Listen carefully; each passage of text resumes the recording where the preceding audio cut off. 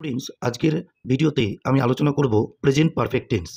এর আগের ভিডিওতে টেন্স সম্পর্কে আলোচনা করা হয়েছিল এবং টেন্সের যে ভাগগুলো আছে সে ভাগগুলো সম্পর্কেও আলোচনা করা হয়েছে এবং প্রেজেন্ট ইনডেফিনাইট টেন্স এবং প্রেজেন্ট কন্টিনিউয়াস টেন্স সম্পর্কে আলোচনা করা হয়েছে। তোমরা যদি ভিডিওটি দেখতে চাও তাহলে ডেসক্রিপশন বক্সে তার লিঙ্ক দেওয়া থাকবে, তোমরা সেখান থেকে দেখে নিতে পারো। ওকে, দেখো প্রেজেন্ট পারফেক্ট টেন্স প্রথমে আমরা জানবো যে কাকে বলে।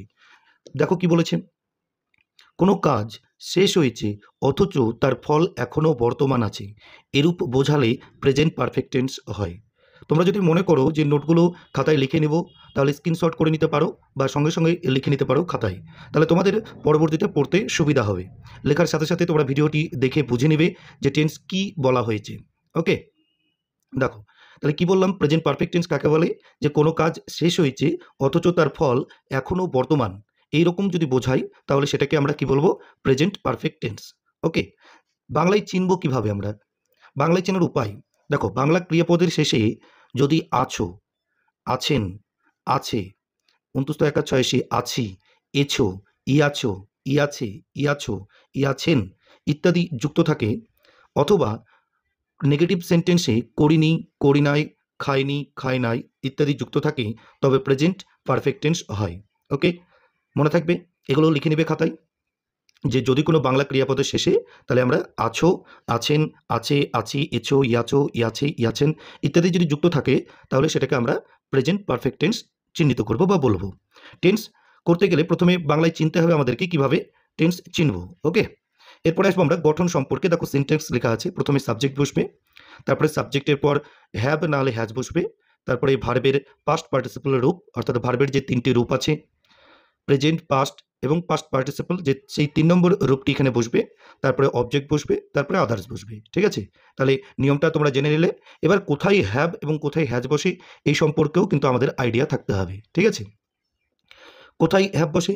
সাবজেক্ট যদি থার্ড পারসন সিঙ্গুলার নাম্বার হয়, অর্থাৎ যদি হি থাকে বা সি থাকে বা ইট থাকে বা কোনো ব্যক্তি বা বস্তু, জায়গা বা প্রাণীর নাম বোঝায়, তাহলে কিন্তু আমরা সে জায়গায় হ্যাজ বসাবো। ঠিক আছে, আর কোথায় কোথায় হ্যাভ বসাবো?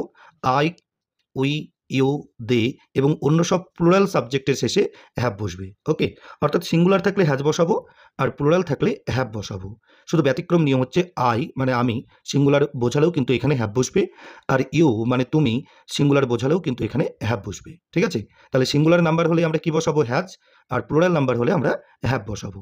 ঠিক আছে, এবার কয়েকটা উদাহরণ আছে, সেই উদাহরণগুলো আমরা করে নেবো। দেখো, সে কলকাতা পৌঁছেছে, তাহলে সেই কলকাতায় পৌঁছেছে, তাহলে প্রথমে আমরা সাবজেক্ট ঠিক করব, সাবজেক্ট কোনটা? সে। ঠিক আছে, তারপরে ভার্ব কোনটা? পৌঁছিয়েছে, এটা হচ্ছে ভার্ব, এইটা সাবজেক্ট। ঠিক আছে, তাহলে সাবজেক্ট আর ভার্ব পেয়ে গেলাম আমরা। তাহলে সাবজেক্ট সে ইংরেজি কি? হি, আর হি এর পর একটা হ্যাভ না হলে হ্যাজ বসবে, তাহলে হি এর পর কি বসবে? সিঙ্গুলার নাম্বার হলে আমরা কি বললাম? হ্যাজ বসবে। ঠিক আছে, তাহলে হি হ্যাজ হলো। তারপরে কি হবে? পৌঁছেছে, ভার্বের তৃতীয় রূপ অর্থাৎ পাস্ট পার্টিসিপল রূপ। এখানে পাস্ট পার্টিসিপল রূপ কি হবে?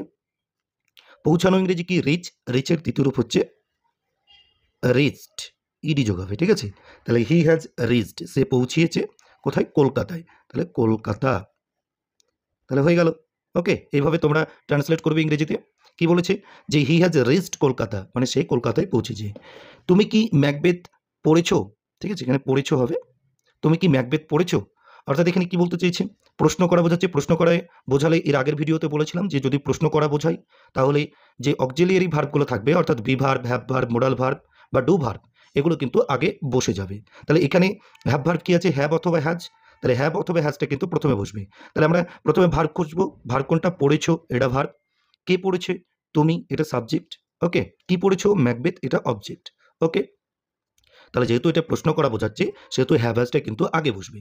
তাহলে তুমি আছে, তুমি ইংরেজি কি? তুমি ইংরেজি হচ্ছে ইউ, ইউর পর কি বললাম? হ্যাভ বসে, তাহলে ইউ হ্যাভ হতো, কিন্তু সে জায়গায় এখানে কি হবে বলো? Have you. ঠিক আছে, তাহলে হ্যাভ ইউ বসলো। তারপরে কি? ভার্বের তৃতীয় রূপ পড়েছো, পড়া ইংরেজি কি? রিড, রিডের তৃতীয় রূপ রেড, একই বানান কিন্তু উচ্চারণ আলাদা হয়। রেডের দ্বিতীয় রূপ, তৃতীয় রূপ হচ্ছে রেড, রেড, বানান একই কিন্তু উচ্চারণ আলাদা হয়। ঠিক আছে, তাহলে হ্যাভ ইউ রেড, তুমি কি পড়েছো? কি পড়েছো? ম্যাকবেথ, ম্যাকবেথ স্পেলিং হচ্ছে MACBETH, দিয়ে লাস্টে কী হবে? এটা জিজ্ঞাসা চিহ্ন হবে।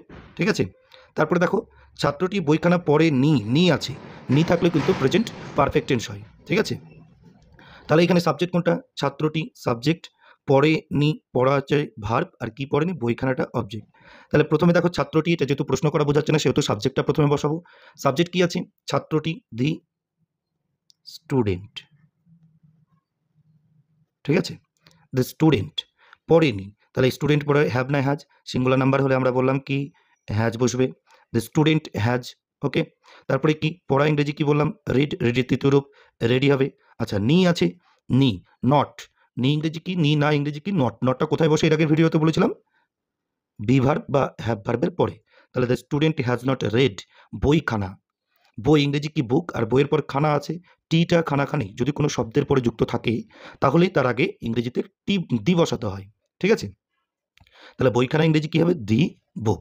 এখানে যেহেতু খানা আছে সেই জন্য বুকের আগে আমরা দি বসালাম, ঠিক আছে?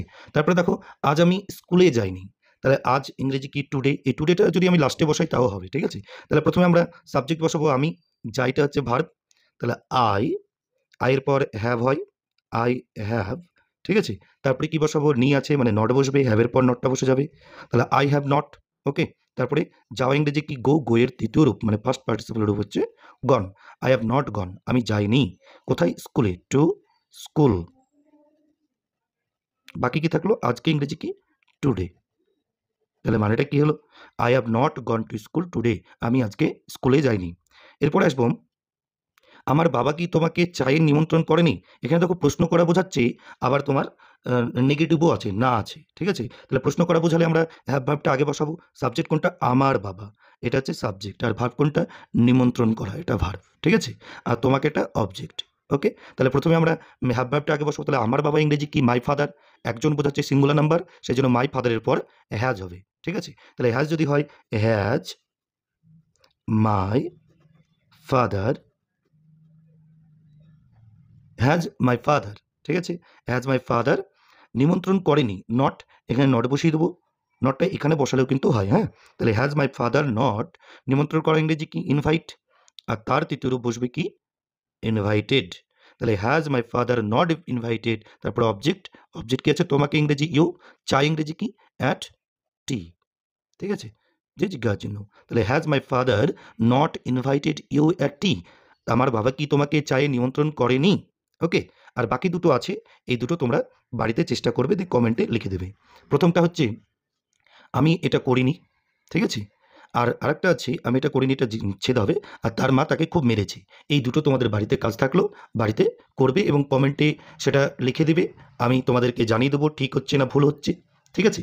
ভিডিওটি ভালো লাগলে বন্ধুদের মধ্যে শেয়ার করে দিও, আর যদি তুমি এই চ্যানেলে নতুন হয়ে থাকো তাহলে চ্যানেলটিকে সাবস্ক্রাইব করে দেওয়ার আমার একান্ত অনুরোধ রইল, আর যারা যারা অলরেডি সাবস্ক্রাইব করেছো তাদের জন্য অশেষ ধন্যবাদ। ঠিক আছে, সবাই ভালো থেকো, ভালো করে পড়াশোনা করো। ওকে।